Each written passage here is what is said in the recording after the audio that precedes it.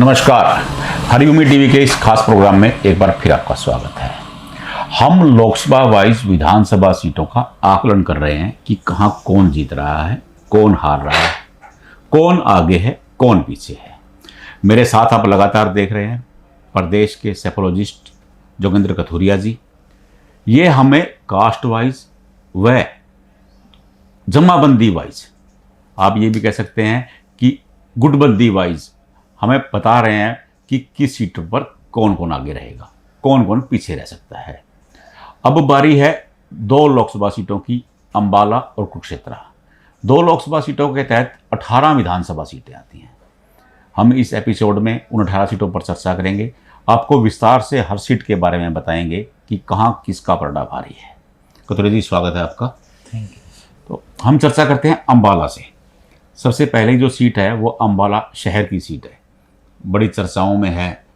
तो अंबाला शहर में क्या हो रहा है? देखिए, असीम गोयल के प्रति एंटी इनकम्बेंसी है जी और भाजपा इसको भाप नहीं पाई जी। यहाँ निर्मल सिंह को एज है। निर्मल सिंह ने टिकट दिया उनको, पूर्व में विधायक भी रहे हैं, मंत्री रहे हैं, मंत्री भी रहे हैं। कुरुक्षेत्र से पिछली बार लोकसभा का चुनाव भी लड़े थे, पिछली बार कांग्रेस से बागी होकर इंडिपेंडेंट भी चुनाव लड़े थे, आम आदमी पार्टी में भी गए थे, आम आदमी पार्टी में चले गए थे, वापिस कांग्रेस में इसी शर्त पर आए थे कि टिकट उन्हें और उनकी बेटी, परंतु बेटी को टिकट नहीं मिला।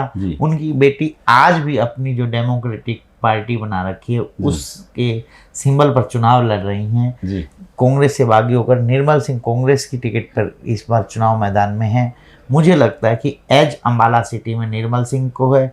यहाँ भाजपा से एक चूक हुई है, यदि 3 उम्मीदवारों को इंटरचेंज कर देते, शक्ति रानी शर्मा को अंबाला सिटी से चुनाव लड़वाया जाता, असीम गोयल को पंचकुला भेजा जाता और कालका सीट पर किसी और चेहरे या फिर लतिका शर्मा को भी पूर्व विधायक रही हैं, पूर्व में विधायक, क्योंकि पिछली टर्म में वो विधायक नहीं थी तो एंटी इनकम्बेंसी भी नहीं थी और भाजपा की डेडिकेटेड वर्कर हैं, तो इस तरह का कुछ फैसला वो रोई भी थी टिकट ना मिलने पर। हाँ, तो मुझे लग रहा है कि यहाँ भाजपा को नुकसान हो रहा है, यहाँ असीम गोयल चुनाव हार सकते हैं। अंबाला कैंट अनिल विज की हॉट सीट है, चित्रा सरवारा दम किए हुए हैं लगातार। यहाँ कुमारी शैलजा अपने समर्थक परमिंदर परी, जो कि जट सिख बिरादरी से बिलोंग करते हैं, पार्षद रहे हैं वो, हाँ पूर्व में पार्षद भी हैं, उन्हें टिकट दिलवाने में कामयाब रही। यहाँ भूपेंद्र सिंह हुड्डा चित्रा सरवारा की टिकट की पैरवी कर रहे थे। फिर चित्रा सरवारा को यदि टिकट नहीं मिली, उन्होंने पिछले 5 साल में बहुत मेहनत की थी। पिछली बार जब वो अनिल विज के सामने थी इंडिपेंडेंट, तो 20,000 वोट से वो चुनाव हार गई थी, परंतु इस बार जो है टफ फाइट में फंसे हुए हैं। एंटी इनकम्बेंसी और जो फजीयत झेलनी पड़ी, यहाँ पर मंत्री भी नहीं बन पाए नायब सैनी की सरकार में, और मुख्यमंत्री के दावेदार बार बार करते हैं। कई बार मुख्यमंत्री का दावा करने का फायदा भी होता है और कई बार उसका नुकसान भी होता है। यहाँ मुझे लग रहा है कि कहीं अनिल विज को मुख्यमंत्री का दावा करने का नुकसान ना हो जाए। देखिए, आज की डेट में कोई शक शुबा नहीं है, एज अनिल विज के पास है, परंतु मुकाबला फाइटिंग है। यदि अंतिम समय में चित्रा सरवारा अपने चुनाव को मैनेज करने में कामयाब रही हर तरीके से, तो चित्रा सरवारा जीत सकती हैं। परमिंदर परी यहाँ फ्रेम में नहीं दिखाई दे रहे, उनका तो जमानत बचाने के लाले हुए हैं। जी, अगली सीट है मौलाना की। वरुण चौधरी सांसद बने, मौलाना की सीट खाली हुई। संतोष सारवान पूर्व में विधायक रही हैं 2014 से 19। बहुत सोच समझकर भाजपा ने यहाँ प्रत्याशी उतारा संतोष सारवान को। देखिए, बेशक मजबूत प्रत्याशी हैं, परंतु जो लोकसभा का रिजल्ट देखा जाए उसमें अच्छे खासे मार्जिन से मौलाना सीट पर वरुण चौधरी जीते थे। अब उनकी धर्मपत्नी पूजा चौधरी मैदान पे हैं, तो मुझे लगता है कि जो एज है, ट्रेंड है, वो कांग्रेस के पक्ष में है। पूजा चौधरी संतोष सारवान पर भारी पड़ती दिखाई दे रही। अगली सीट पे बात करेंगे नारायणगढ़ की। मुख्यमंत्री नायब सैनी का क्षेत्र है नारायणगढ़। नारायणगढ़ में क्या तस्वीर लगी आपको? देखिए, नारायणगढ़, मैं आपको एक बिल्कुल अंदर की बात बताता हूँ। मैं नारायणगढ़ और लाडवा दोनों क्षेत्रों में होके आया जी। मुख्यमंत्री अपने गृह क्षेत्र में एंटी इनकम्बेंसी और किसान आंदोलन का अक्षेत्र होने के कारण नारायणगढ़ से चुनाव नहीं लड़ना चाहते थे और भाजपा भी नहीं लड़वाना चाहती थी। वो लाडवा आए। लाडवा कंपैरेटिवली सेफ सीट है थी, परंतु लाडवा में जो भाजपा से बागी होकर संदीप गर्ग चुनाव मैदान में कूदे, उन्हें भाजपा ने मनाने बड़े बड़े नेताओं ने प्रयास किया। उसमें मैं कहूँ केंद्र स्तर के बड़े बड़े नेताओं ने प्रयास किया, परंतु संदीप गर्ग नहीं माने, जिससे संदीप गर्ग की जो वेट बढ़ा और यहाँ पर वेट गिरा भाजपा का कि वो मना नहीं पाए। और जो एक ईडी की कार्रवाई हुई थी संदीप गर्ग पर, उससे खासे रुष्ट थे। और एक जो मुझे अंदर खाते एक बात पता चली, जो मुख्यमंत्री नायब सिंह सैनी की धर्मपत्नी ने ऐसा कोई कमेंट किया था संदीप गर्ग के ऊपर, जिससे संदीप गर्ग खासे नाराज थे, इसलिए वो चुनाव मैदान में डटे रहे। वो बोले जब ओखली में सर दे लिया तो मुसल से क्या डरना। तो यही कारण रहा। अब मैं नारायणगढ़ की बात पर आता हूँ। पवन सैनी जो लाडवा क्षेत्र में सक्रिय थे, लाडवा से विधायक रहे 2014 से 19, भले ही 2019 का चुनाव हार गए उम्मेवा सिंह से, परंतु उनका जो वर्क था वो सारा लाडवा में था। वो अपनी सारी टीम को उठाकर नारायणगढ़ में ले गए। नारायणगढ़ की जो टीम थी नायब सिंह सैनी की, वो सपोर्ट नहीं कर पाई इन्हें पवन सैनी को। पवन सैनी की जो लाडवा की टीम थी वो सपोर्ट नहीं कर पाई नायब सिंह सैनी को।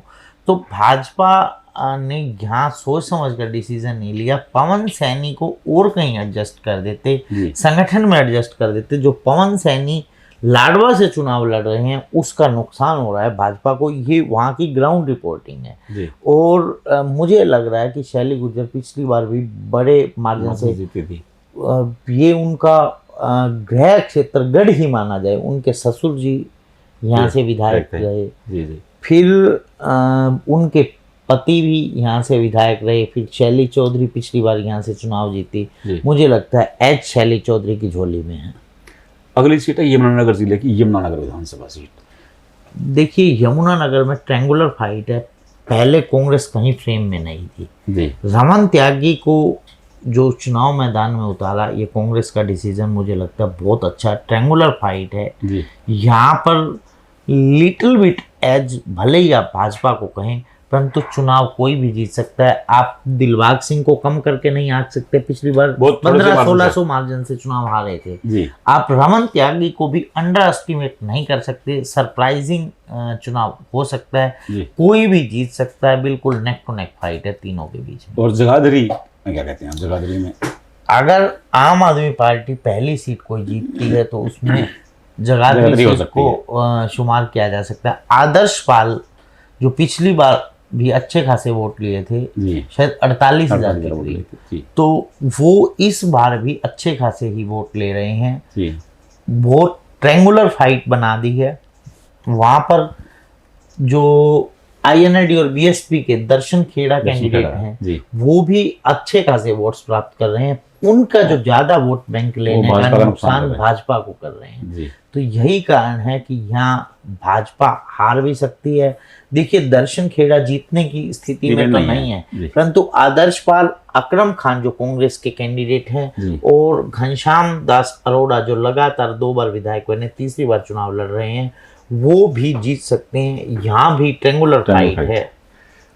अगली सीट पर हम चर्चा करेंगे सढौरा की। सढौरा में क्या होने वाला है? देखिए सढौरा में जब तक टिकट अनाउंस नहीं हुई थी और प्रत्याशी मैदान में नहीं आए थे, एज कांग्रेस के पास था, बड़ी बढ़त थी। जैसे ही टिकट अनाउंस हुई, सिटिंग एटिंग का फार्मूला चला, रेणुबाला को टिकट मिली, कुमारी शैलजा के कोटे से हैं, उन्हें करीब भी माना जाता है कुमारी शैलजा का। यहाँ पे जो भूपेंद्र हुड्डा गुट से लगातार 5 साल से उस क्षेत्र में सक्रिय थे, ब्रिजपाल छप्पर, उनकी पत्नी पिंकी छप्पर, उन्होंने बागी होकर INLD की टिकट पर चुनाव लड़ रहे हैं। तो जिसका नुकसान रेणुबाला का हो रहा है, परंतु जो वहाँ का जातीय समीकरण है वो रेणुबाला के फेवर में जा रहा है। 27% वहाँ जो रविदास समाज के वोट्स हैं, और रेणुवाला, वैसे भाजपा के प्रत्याशी को भी आप कम करके नहीं आंक सकते। यहाँ IND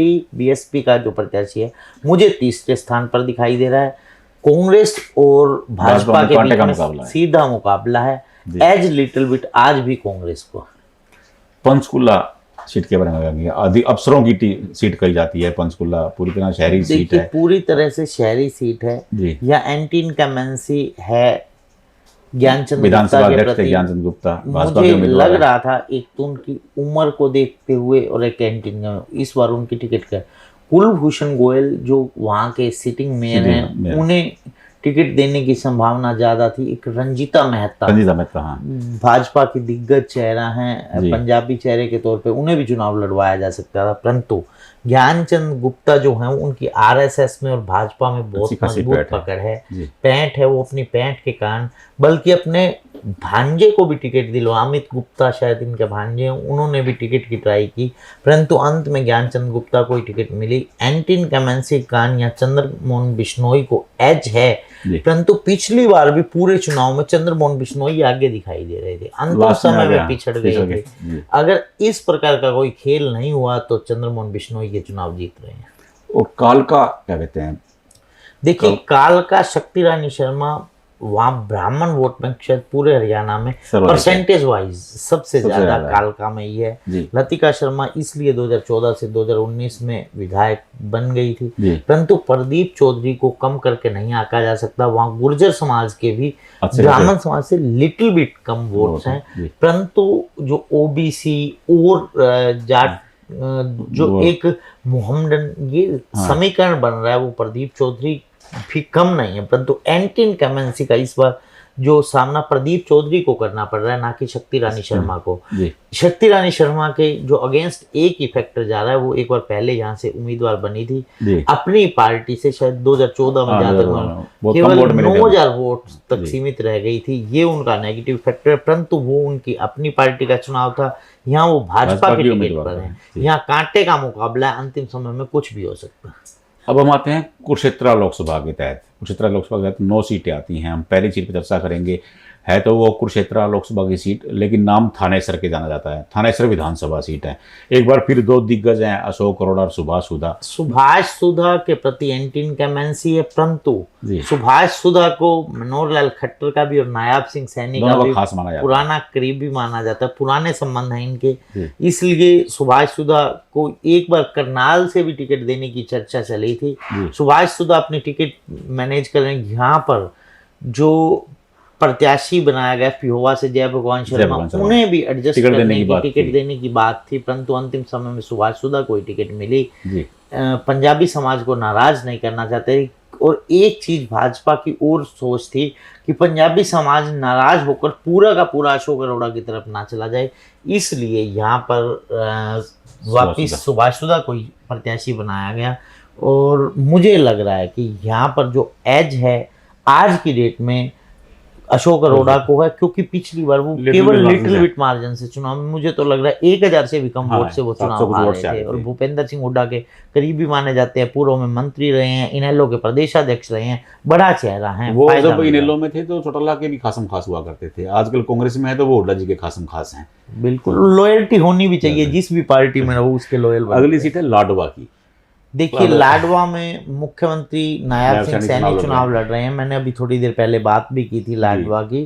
जो लाडवा सीट पर यदि संदीप गर्ग चुनाव ना लड़ते तो बहुत कंफर्टेबली चुनाव वहां चुनाव पूरी तरह संदीप गर्ग के ऊपर ही टिका हुआ है। संदीप गर्ग कितने वोट लेते हैं? देखिए संदीप गर्ग ज्यादा वोट तो नहीं ले रहे, पर जितने वोट ले रहे हैं वो ज्यादा नुकसान भाजपा को कर रहे हैं। यहाँ पर शेर सिंह जो बडशामी, उनकी पुत्र वधु सपना बडशामी, उनके ऊपर भी चुनाव टिका हुआ है। मेवा सिंह की फेवर में यदि जाट वोट कंसोलिडेट होता है और वो सपना बडशामी को कम वोट मिले और संदीप गर्ग को अधिक वोट मिले, ठीक है, तो ही मेवा सिंह के चांस बनते हैं। अदरवाइज आज की डेट में एज मुख्यमंत्री नायब सिंह सैनी को है। एक चीज मैं और आज आप के सामने और दर्शकों के सामने रखना चाहता हूँ। आप पिछले 30 दिन का चुनावी दौरों का इतिहास देखिए, जी मुख्यमंत्री नायाब सिंह सैनी अपने हलके में कितनी बार गए। वो फंसा हुआ चुनाव था, इसलिए उन्हें बार बार जाना पड़ा। जी उनकी धर्मपत्नी सुबह से शाम तक पूरे हलके की हल्के खाक अंदर। छान रही हैं। जी परंतु भूपेंद्र सिंह हुड्डा अपने गृह हलके किलोई में एक बार वोट भी नहीं मांगने गए। जी जी। तो ये फर्क है। नहीं, वो पहली बार भी जा रहे हैं। असल में ये भी फर्क है कि किलोई से तो भूपेंद्र सिंह हुड्डा लगातार चुनाव लड़ रहे हैं, किलोई के लोगों को पता है, लेकिन नायाब सिंह सैनी पहली फिर बार भी वहाँ चुनाव एक लड़ रहे हैं। मुख्यमंत्री को दूसरे एरियाज में दूसरों के लिए रोड शो करने चाहिए। या मुख्यमंत्री को अमित शाह को बुलाना पड़ा, धर्मेंद्र प्रधान, दयाशंकर गुप्ता जो कि यूपी के ट्रांसपोर्ट मिनिस्टर हैं, और कल हेमामालिनी ने भी रोड शो किया। तो उन्हें सहारा लेना पड़ रहा है चुनाव जीतने के लिए। जीत रहे हैं, परंतु ज्यादा मार्जिन नहीं रहने वाला जो एक मुख्यमंत्री का होना चाहिए। अगली सीट है पेवा की। पेवा को मोक्ष का स्थान कहा जाता है, पिंडदान किया जाता है पेवा में। तो पेवा में क्या हालात लगते हैं आपको? देखिए, भाजपा के पूरे हरियाणा में सबसे ज्यादा किरकिरी यदि किसी सीट ने करवाई थी तो उम्मीदवार बदलना पड़ा अंत समय में। संदीप सिंह का भाजपा ने जो बचाव किया, वो भाजपा के प्रति एंटी इनकमेंसी बढ़ती गई पिहोवा में। उसके बाद यहाँ पर कमलजीत अजराना को टिकट जट सिंह चेहरे को टिकट दी। जी। आप उम्मीदवार 90 उम्मीदवार कांग्रेस के देखिए और भाजपा के देखिए। भाजपा ने एक ही जट सिंह चेहरे को टिकट दी थी, वो भी वापस कमलजीत अजराना से वापस लेकर जय भगवान शर्मा को दे दी गई। जय भगवान डीडी शर्मा जो भी, उनको टिकट ये दे दी गई। तो पूरे 90 हलकों में एक भी जट सिख चेहरा नहीं है। वहां जट सिख वोटर्स की तादाद बहुत ज्यादा है। इसका फायदा मनजीत चड्डा जो हरमेंद्र सिंह चड्डा के बहुत बड़े नेता रहे हैं, वित्त मंत्री रहे हैं, कृषि मंत्री भी रहे हैं, और मुझे लग रहा है कि विधानसभा अध्यक्ष भी रहे हैं। तो बहुत बड़ा चेहरा है। पहले वहां जसविंदर सिंह संधू और हरमिंदर सिंह चड्डा अदल बदल करके यही विधायक बनते थे। अब पिछली बार संदीप सिंह यहाँ विधायक बनने में कामयाब रहे थे। मुझे लग रहा है कि इस बार ये सीट का जो एज है वो कांग्रेस की फेवर में है। एक तो जट सिख वोटर्स की तादाद अच्छी खासी होनी, एक भाजपा के प्रति एंटी इनकमेंसी होना, किसान आंदोलन का भी बहुत सक्रियता वहाँ रही। राजौंद सीट पे क्या कहेंगे? रादौर सीट, रादौर तो खत्म हो गया ये। रादौर जो हल्का है वहाँ श्याम सिंह राणा भाजपा के प्रत्याशी हैं, और जो कांग्रेस ने अपनी टिकट रादौर से बीएल सैनी के सिटिंग एमएलए। देखिए, लिटिल बिट एंटी इनकमेंसी है बीएल सैनी के प्रति, लेकिन उनका आधार भी अच्छा है बीएल सैनी का, इसमें कोई दो राय नहीं है कि वहाँ पे क्षेत्र में वो सम्मानित माने जाते हैं। उन्हें सैनी समुदाय के साथ साथ यदि जाट मतदाता पूरी तरह से वोट करते हैं तो यहाँ पर बीएल सैनी की कहानी बन सकती है। अदरवाइज देखिए, यहाँ भाजपा को जो नुकसान उठाना पड़ रहा है वो कर्णदेव कंबोज की नाराजगी का उठाना पड़ रहा है। कर्णदेव कंबोज भाजपा से नाराज हो गए, उन्होंने कांग्रेस ज्वाइन कर ली। यदि और एक जो संगीन आरोप लगाए, गद्दारों को टिकट दे दी, तो ये चीज भाजपा के नकारात्मक गई, खिलाफ गई। यहाँ पर मुकाबला टाइट है, पर एज जो वहाँ का जातीय समीकरण है वो फेवर कर रहा है श्याम सिंह राणा को, क्योंकि वो पूर्व में वहाँ के विधायक भी रहे हैं, शायद सीपीएस भी रहे हैं। अगली सीट है कैथल जिले की कैथल। यहाँ आदित्य सुरजेवाला और लीलाराम गुर्जर का आमने सामने मुकाबला है। पिछली बार लीलाराम गुर्जर ने रणदीप सुरजेवाला को हराया था थोड़े से मार्जिन से। गुर्जर समाज के अच्छे खासे वोट्स हैं जी। जो बाकी नॉन जाट कम्युनिटीज हैं वो ज्यादा भाजपा की साइड, जो पंजाबी भाजपा की तरफ हैं और थे। अब पिछले कुछ दिनों में सुरेंद्र मदान को और कई बड़े चेहरों को यहाँ ज्वाइन करवाई कांग्रेस में रणदीप सिंह सुरजेवाला ने। उनके सुपुत्र हैं, तीसरी पीढ़ी उनकी राजनीति में। शमशेर सिंह सुरजेवाला के बाद रणदीप सुरजेवाला, आदित्य सुरजेवाला मैदान में। देखिए, एज यहाँ पर पिछली बार रणदीप सुरजेवाला भी पिछली बार बिल्कुल नाम मात्र से वोटों से चुनाव हार गए थे। लीलाराम जो एंटी इनकमेंसी है, यदि यहाँ टिकट बदल दी जाती, जो कैलाश भगत जी एमएलए हैं उन्हें टिकट देती भाजपा, तो ज्यादा फायदा है। के चेयरमैन भी थे कैलाश भगत। एक तो 20,000 के करीब यहाँ पंजाबी वोटर्स हैं। भले ही जो गुर्जर समाज के यहाँ 20,000 से ज़्यादा वोट्स हैं, परंतु जो एंटी इनकम्बेंसी है लीलाराम गुर्जर के प्रति वो आड़े आ रही है। यहाँ चुनाव फाइटिंग रहने वाला है एज आदित्य सुरजेवाला के प्रति। अगली सीट हम लोग चर्चा करेंगे गुला की। गुला में कांग्रेस ने अपने कई बार लगातार जो चेहरा थे दिलूराम बाजीगर, उनकी टिकट काटकर देवेंद्र हंस, जो पहले निर्दलीय चुनाव लड़ चुके हैं और अच्छे खासे वोट्स भी ले चुके हैं। भाजपा ने अपना चेहरा मेंटेन किया और कुलवंत बाजीगर को ही उम्मीदवार बनाया। कुलवंत बाजीगर पहले एमएलए रहे हैं, लगातार सक्रिय भी हैं। देवेंद्र हंस के प्रति एंटी इनकम्बेंसी कोई नहीं है। जो भाजपा की एंटी इनकम्बेंसी है, वहाँ का जो जातीय समीकरण है वो भाजपा के खिलाफ जा रहा है। देवेंद्र हंस अपने चुनाव को अच्छे से उठा पाए हैं। गुला सीट मुझे लगता है कि कांग्रेस की झोली में जा सकती है। अगली सीट पर चर्चा करें शाहबाद। देखिए, जो शाहबाद सीट है, यहाँ जेजेपी से बागी होकर कांग्रेस में आए काला रामकरण काला, उन्हें उम्मीदवार बनाया कांग्रेस ने जी। और जो भाजपा ने यहाँ पर अपने किशन बेदी जो पूर्व के विधायक थे उन्हें नरवाना भेजा। तो एंटी इनकम्बेंसी तो भाजपा की खत्म हो गई, परंतु वहाँ जो गांव है, किसान बेल्ट है, वो भाजपा के एंटी है। यहाँ जेजेपी से विधायक थे रामकरण काला, जेजेपी के प्रति एंटी इनकम्बेंसी थी लोगों की। वो एंटी इनकम्बेंसी यदि रामकरण काला के आड़े आई तो, और जो वहाँ के जो कांग्रेस के स्थानीय टिकटार्थी थे, चाहे वो अनिल धंतोड़ी या विधायक भी रहे हैं वहाँ से। हाँ, एक प्रेम हिंगा खेड़ी, ठीक है, इस तरह से वो पूरी तरह से मदद नहीं कर रहे हैं रामकरण काला की। यदि रामकरण काला चुनाव जीतते हैं तो उसमें वहाँ का जो किसान आंदोलन का असर है और जातीय समीकरण है वो फेवर कर सकते हैं उनके। अदरवाइज यहाँ रामकरण काला तो सरकार में थे, तो सरकार के गुण गा रहे थे रामकरण जो काला। भाजपा के उम्मीदवार ने टक्कर दी है वो काबिल तारीफ है। किशन बेदी पिछली बार बहुत बड़े मार्जिन से ये चुनाव हारे थे, परंतु जो इस बार चुनाव है वो इतना मतलब गैप नहीं है, वो क्लोज कंटेस्ट है। कलायत की सीट में जयप्रकाश के बेटे वहाँ ताल ठोके हुए हैं। आम आदमी पार्टी के अनुराग ढांडा भी कलायत में लगातार सक्रिय हैं। बीजेपी से कमलेश ढांडा मंत्री रही हैं और एक बागी भी वहां से चुनाव लड़ रहे हैं, शायद अनीता ढुल। तो यहाँ पर देखिए मल्टी कॉर्नर कॉन्टेस्ट है। जाट कम्युनिटी का वोट अच्छा खासा है, लगभग 90,000 के करीब जाट मतदाता है। यदि वो कंसोलिडेट होकर जेपी के बेटे की तरफ, कांग्रेस की तरफ आते हैं, रामपाल माजरा को वो इन लोग के बड़े नेता हैं, ट्रायंगुलर कॉन्टेस्ट होने की संभावना है जी। यहाँ बीजेपी को कम करके नहीं आंकना चाहिए, क्योंकि बीजेपी की तरफ यदि जाट कंसोलिडेट होंगे कांग्रेस की तरफ तो नॉन जाट वोट कंसोलिडेट हो सकता है यहाँ बीजेपी की तरफ। तो बीजेपी और एक सिंपैथी रही है कमलेश ढांडा के प्रति। पिछली बार भी वो सहानुभूति के वोटों के कारण चुनाव जीत गई थी। यदि जाट वोटों में अपना हिस्सा प्लस नॉन जाट वोट को कंसोलिडेट करने में कामयाब रही, एंटी इनकम्बेंसी भले ही है, उन्हें मंत्री पद से हटाया गया था, ये उम्मीद भी नहीं थी कि उन्हें टिकट मिलेगी, नया चेहरा आने की उम्मीद लगाई जा रही थी।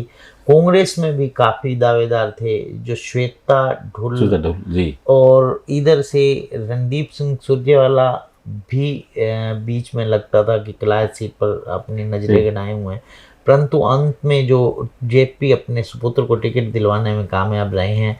जेपी को जादूगर माना जाता है। हिसार में भी उनकी स्थिति शुरू में अच्छी नहीं थी, परंतु वो चुनाव जीतने में कामयाब रहे। जेपी खुद विधायक भी रहे हैं कलायत से, और जो हवा है, सेंटिमेंट है, वो कांग्रेस के पक्ष में है।